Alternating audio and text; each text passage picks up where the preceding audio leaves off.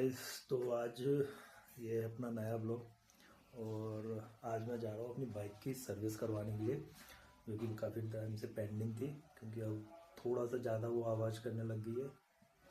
और सबसे बड़ी बात ये है ना कि अब उसको 15 साल भी होने वाले हैं। जनवरी में उसको 15 साल हो जाएंगे। तो अगर रिन्यू वगैरह रहेगा तो उस टाइम पर सारा फिटनेस वगैरह वो चेक करते हैं कि कितना क्या तुम्हारी गाड़ी का फिटनेस है, कैसी चल रही है। तो वो सब भी उसके लिए बेनिफिशियल रहेगा। चलो फिर करवाते हैं। ये वॉइस को इग्नोर करना थोड़ा सा। तो भाई अपन लेके आ गए अपने बाइक को यहाँ पे। और ये अपना ताजी से ही करवाता रहता हूँ मैं सर्विस, अच्छी करते हैं। ज़रूरी नहीं है कि कंपनी पे ही तुम कम सारा कुछ करो। मैकेनिक तो वही हैं जो सीखते करते हैं। ये आ गए अपने उस्ताद जी, ये करेंगे। और बाकी देखते हैं क्या क्या काम कराना। मेन तो दो चीज़ें तो है ही। एक तो ऑयल चेंज रहेगा इसका, पीछे के ब्रेक पैड ख़त्म है तो वो भी होंगे। और आगे का डिस्क थोड़ा सा कम लग रहा है तो वो भी चेक करा लेंगे। बाकी तो सब नॉर्मल है, चेन वेन टाइट होगा। तो लास्ट में मैं बताऊंगा भाई कितना खर्चा आया और क्या क्या काम कराया हमने। अभी देखो इसका ऑयल चेंज हो गया है, पीछे का ब्रेक पैड चेंज होना है। लेकिन अभी उसमें ना शायद उसका जो व्हील है उसको थोड़ा सा लेथ मशीन पर कटिंग करने के लिए भेजा है, तो वो आ जाएगा तब वो जाएगी। बाकी सब कुछ और सही हो गया है। और अभी मिरर हमारे मिसिंग थे, चोरी हो गए थे, जो वो हमने दोबारा से लगवा दिए। और इसके ओरिजिनल तो मिले नहीं, तो हमने होंडा के शायद लीवो का है तो वो वाले लगवा दिए, जो कि ठीक लग रहा है। मतलब कोई व्यू में कोई दिक्कत नहीं है, अच्छा बड़ा मिरर है तो व्यू भी अच्छा आ रहा है। बाकी कोई इशू आया नहीं। तो लास्ट में बताऊंगा कि भाई कितना क्या खर्चा आ गया है हमारा एक 15 साल पुरानी बाइक में। वैसे ज़्यादा आता नहीं है, बस वो थोड़ा सा ये जो व्हील में जो भी लेथ मशीन पे काम होगा ना, उसका ही मान लो 1000-1200 रुपये ज़्यादा लगेगा।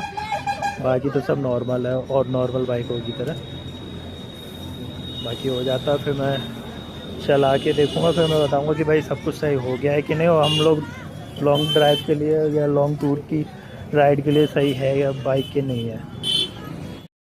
हेलो भाई, तो फिर ये हमारी बाइक कल रेडी हो गई थी, लेकिन रेडी होते होते शाम हो गई काफ़ी, तो फिर मैंने वीडियो नहीं बना पाया। अभी मैं यहाँ तक लेके आया हूँ। ये हमारे यहाँ पे सिंध नदी है और वो वहाँ पे है रेलवे ब्रिज, जो आपको शायद दिख रहा होगा, थोड़ा सा धुंध है। तो अभी बाइक में मैंने देखो एक तो मिरर लगवाए हैं, जो कि मैंने कल बता दिया था। मोट्यूल का हमने सर्विस में और इंजन ऑयल बदलवाया था।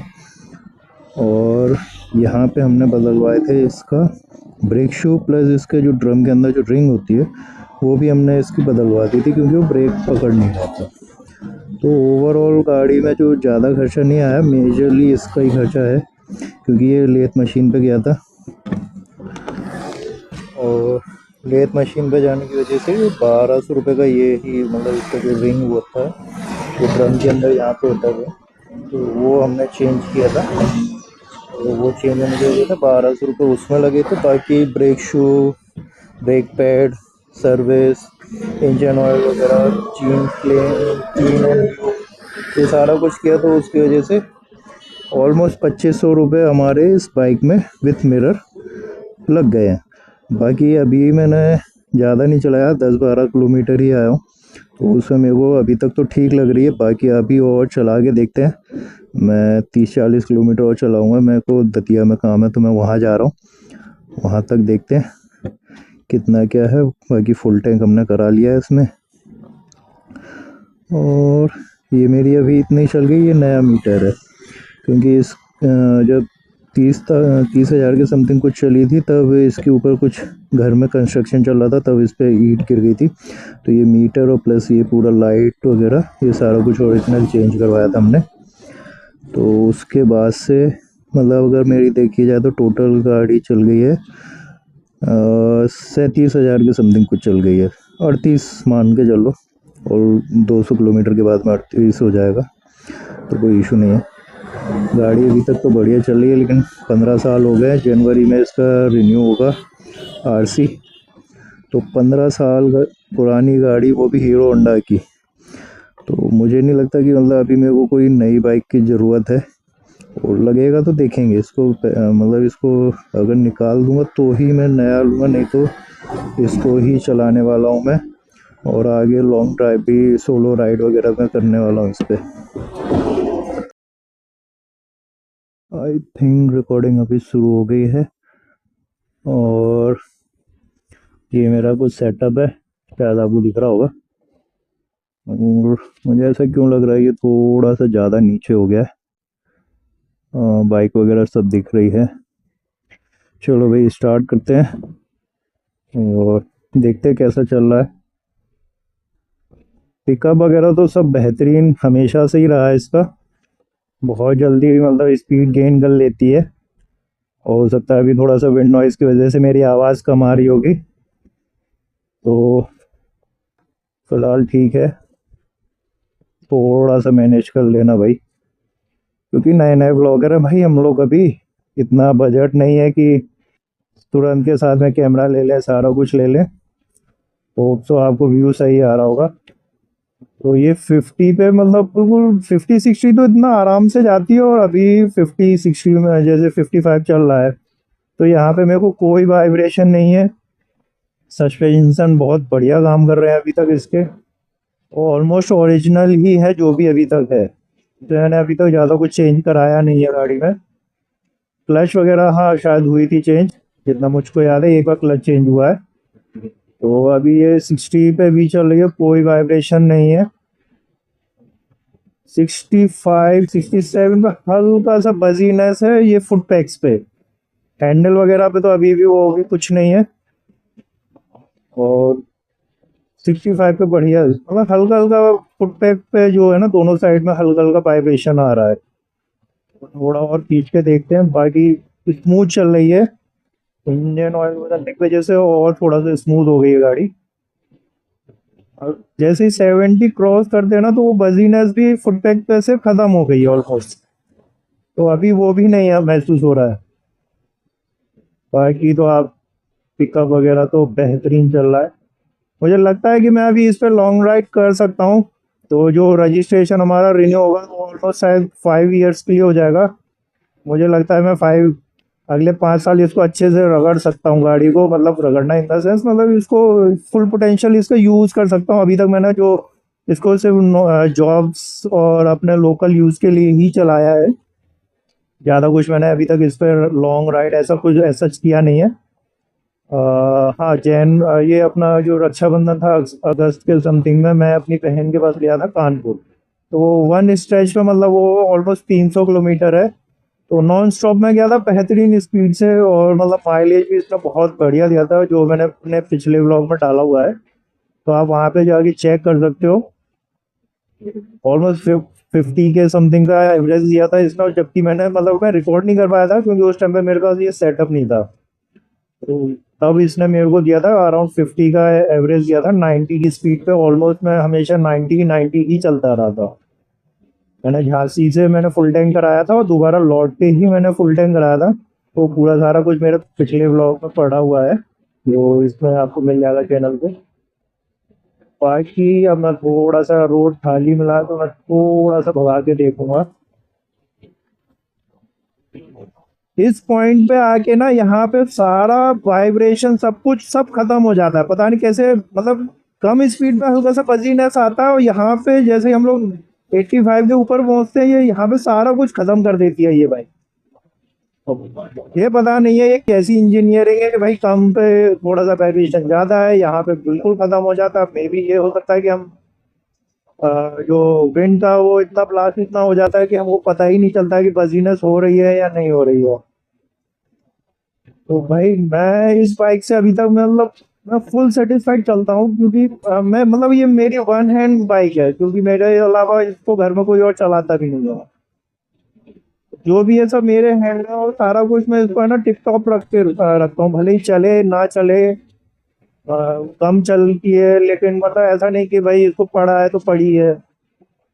पूरा इसको बेहतरीन तरीके से मैं अपना सर्विस कराता हूँ टाइम टू टाइम। जो भी है सब ओरिजिनल पार्ट्स में ओरिजिनल ही रखता हूँ। बाकी मैकेनिक्स का ऐसा है यार, देखो आप जिसके पास कराते रहते हैं ना, तो आपको पता चल जाता है कि भाई ये बंदा सही काम करता है, और थोड़ा सा ट्यूनिंग भी आपकी उससे बन जाती है। तो इस वजह से फिर मैं मैकेनिक्स चेंज नहीं करता हूँ। और बेहतरीन मतलब ऐसा लग रहा है कि अगर मैं यहाँ से सीधा लॉन्ग राइड पे भी निकल जाऊँ तो मुझे इशू नहीं आने वाला है। मतलब 85 87 90 तक का मैं मतलब on an average speed maintain कर सकता हूँ बड़े प्यार से। और अभी भी ऐसा लग रहा है कि अगर मैं थ्रोटल अपना थोड़ा सा भी खींचूंगा तो वो गाड़ी और मतलब स्पीड से निकल जाएगी। ऐसा नहीं है कि मतलब उसको कोई इशू आने वाला है। वो वैसा मुझे लग रहा है कि अभी जैसे मैं खींच के देखता हूँ, ये देखो अभी भी मतलब ऐसा लग रहा है कि अभी तो जस्ट शुरू किया है इसने।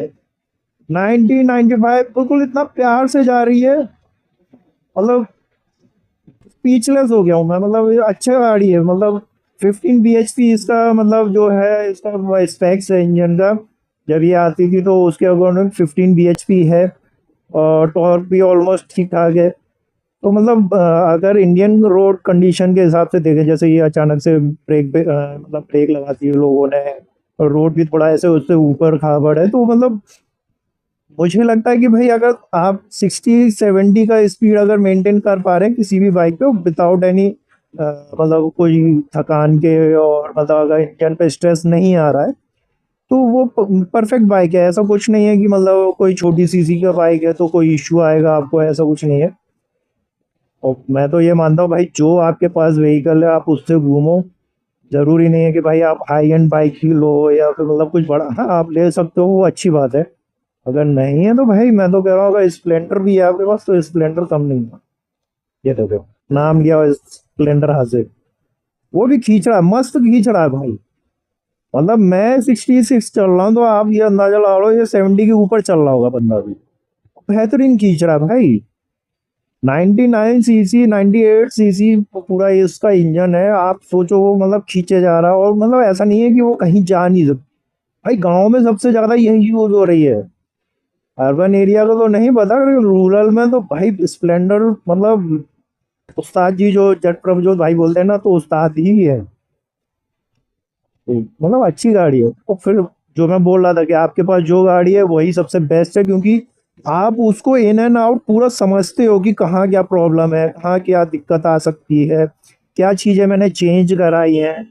ये देखो बेवकूफ को, तो आपको सब कुछ पता रहता है अपनी बाइक के बारे में। भाई जैसे आपके पुराने दोस्त होते हैं वैसे ही आपकी बाइक भी दोस्त की ही तरह है। आपको उसकी सारी हरकतें पता है, कब क्या करने वाली है, या कुछ अगर उसने किया है तो क्यों किया है। तो आप उसको तुरंत रेक्टिफाई कर सकते हो। और मतलब थोड़ा बहुत तो आप अपने बाइक के बारे में नॉलेज रखते ही होगे एटलीस्ट। ऐसा मुझे तो सब मतलब मैं तो रखता हूँ एटलीस्ट, बाकी का मुझे नहीं पता। लेकिन जो बाइक एंथुजियास्ट होते हैं भाई वो तो रखते हैं अपने बाइक के बारे में कि कहाँ क्या प्रॉब्लम है या क्या कुछ, सब मेरी गाड़ी में अच्छा चल रहा है या बुरा चल रहा है। आई डोंट नो भाई ये कैमरे का एंगल ठीक है नहीं है, वो तो अब जब रिकॉर्डिंग खत्म होगा। क्या है एक फोन में बस यही एक मतलब रिकॉर्डिंग करने में यही एक इशू आता है कि आपकी विजिबिलिटी थोड़ी सी मतलब फोन में आपको नहीं दिखता है। मेरी विजिबिलिटी बिल्कुल क्लियर है क्योंकि मैंने थोड़ा चिन माउंट जो है वो थोड़ा सा नीचे को ही होल्ड किया है ताकि मेरा विजिबिलिटी क्लियर रहे। अब वो रिकॉर्डिंग में देखना पड़ेगा हुआ है प्रॉपर नहीं हुआ है, वो तो बात की बात है। और हम लोग ये भी नहीं देख सकते ना। हाँ एक्शन कैमरा मैं लेने का सोच रहा हूँ, लेकिन बात यह है कि अगर मैं लॉन्ग राइड करता हूँ तो ही मैं एक्शन कैमरा में, मतलब अब ऐसा है कि लेने को आप 10 15 हजार का भी एक्शन कैमरा ले सकते हो। लेकिन भाई वो ऐसा है कि आपने लिया फिर थोड़े दिनों बाद आपको लगेगा यार क्वालिटी अच्छी नहीं है या मतलब इशू आ रहा है या कुछ भी है। तो इन्वेस्टमेंट कर रहे हो एक बार करो, अच्छा करो। जैसे DJI वगैरह का एक्शन 4 आता है, वो अच्छा एक वो है कैमरा है। क्योंकि GoPro वगैरह का काफी लोगों ने हैंग का ही इशू बताया है। तो अभी काफी सारे लोग जो मतलब बड़े बड़े ब्लॉगर्स हैं वो भी मतलब DJI एक्शन 4 और मतलब 5 पे ही शिफ्ट हो गए हैं, है ना। क्योंकि उसमें क्वालिटी भी अच्छा है, प्लस उसमें एक्सेसिबिलिटी अच्छी है कि मतलब आपको लग रहा है कि भाई मुझे अब ये हेलमेट वाला POV निकाल के मुझे अपना खुद का सेल्फी POV देना है, तो वहां पे आप एक अल्टरनेट मतलब आप ले सकते हैं कि यहाँ पे आपने एक स्टैंड आते हैं जो वो लगा दिया, उसमें आप सीधा होल्ड कर सकते हो। वो मैग्नेटिक उसका होल्डर आता है तो वो बड़े आराम से मतलब होल्ड हो जाता है तुरंत। मतलब आप 2 मिनट में स्विच करके 2 मिनट में सब कुछ कर सकते हैं। पूरा सेटअप लमसम मुझे जो मैंने इस पर सर्च किया था तो वो लगभग शायद 30 से 32 हज़ार का पड़ेगा। तो 30 से 32 हज़ार लगाना मतलब फिर हम रिकॉर्डिंग करेंगे नहीं करेंगे वो भी नहीं पता है ना। तो ठीक है, मतलब देखा जाएगा, करते हैं, अगर लगेगा तो एक वो इन्वेस्टमेंट भी सही। और हाँ, सब ओके है। क्या ब्लैक फिल्म करा रखा है, आगे तो कुछ भी नहीं रहा है इसमें यार। चलो भाई, मुझे तो अभी तक तो मतलब बढ़िया लग रही है गाड़ी। मतलब पहले से ज़्यादा स्मूथ हो गई है। जो मैं पहले एक इंजन ऑयल यूज़ करता था सर्वो का, और उससे अच्छा मुझे लगा ये मोट्यूल का। भले ही थोड़ा सा महंगा पड़ता है, मतलब 1 लीटर समथिंग कुछ 400 कुछ का था। तो 1 लीटर इसमें लगता है, 1 लीटर इंजन है, मतलब 1 लीटर ऑयल यूज की कैपेसिटी है इसका। तो वो मुझे 400 रुपये कुछ का पड़ा था। एग्जैक्ट मेरे को अमाउंट याद नहीं है। तो 400 साढ़े 400 का इंजन ऑयल था। ब्रेक पैड थे मेरे 350 रुपये के, ब्रेक शू पीछे वाले, वो भी ओरिजिनल हीरो होंडा का अंक का ही था। फिर उसके बाद में हमने अपना जो ड्रम में जो रिंग चेंज करवाया जिसमें ब्रेक पैड पकड़ करते हैं, तो उसमें विथ लेथ मशीन एंड वो रिंग, सारा कुछ 1200 रुपये का पड़ा। और ये मिरर मेरे को पड़े हैं 350 रुपये के। और मैंने क्या चेंज करा, हाँ, एयर फिल्टर भी मैंने चेंज करा है, जो कि मेरे को इसका पड़ा है 200 रुपये का। और एक उन्होंने जो नीचे से जहाँ से ऑयल ड्रेन करते हैं वहाँ का चेम्बर, जो चेम्बर नट बोलते हैं उसको, वो उन्होंने चेंज किया है, क्योंकि वो बोला था ये थोड़ा सा मतलब इसका खराब हो गया है और स्लिप भी हो सकता है। तो मैंने वो रिस्क नहीं लिया भाई, 50 रुपये तो कोई बड़ा वो नहीं है, आप चेंज करो तुरंत। क्योंकि देखो आपका पता नहीं ना कि आपका मूड है भाई, आपने अगर खींची गाड़ी तो अच्छा खींच रहे हैं, पता चला वो चेम्बर का जो नट है वो स्लिप हो रहा है या कुछ हो गया, ऑयल लीक हो गया, तो इंजन सीज भी कर सकता है आपका ना। बाकी तो देखो कितना बच गया है, 11:45 हो गया ऑलमोस्ट। तो अच्छा चल रही है, 65 70 में आराम से खींच रहा हूँ। मतलब ऐसा मुझको नहीं लग रहा है कि गाड़ी स्ट्रेस ले रही है या कुछ ओवर, मैं एक्सेलरेट कर रहा हूँ उसको तो ज़्यादा ओवर, ऐसा कुछ प्रॉब्लम नहीं लग रहा। और अगर घर वालों ने अलाउ किया तो भाई मैं एक जो राजस्थान का प्लान कर रहा हूँ, एक सोलो राइड, वो होगा तो मैं इसी पे ही करूँगा। और अगर वो मतलब उसमें मुझे मेरा पोटेंशियल पता चल जाएगा, गाड़ी का मुझे पोटेंशियल पता चल जाएगा कि हम लोग दोनों मिलके लंबी राइड्स कर सकते हैं कि नहीं कर सकते हैं बाइक पे, या मतलब मुझे अपना भी पता चल जाएगा कि जो मैं रिकॉर्ड करके जो व्लॉग बनाना चाह रहा हूँ उसमें मुझे भी मज़ा आना चाहिए कि नहीं आ रहा है। प्लस सबसे बड़ी बात ये है ना कि आप खुद को ही इंजॉय करने लगोगे। अगर राइड पे बाइक और अपना खुद का इंजॉय कर रहे हो तो आपको मज़ा आएगा। भाई काफ़ी बातें हो गई, अब मैं यहाँ पे अपना व्लॉग ये एंड करता हूँ। मिलते हैं अगले किसी नए व्लॉग में, और जो भी होगा आपको इसी चैनल पे अपडेट मिलता रहेगा।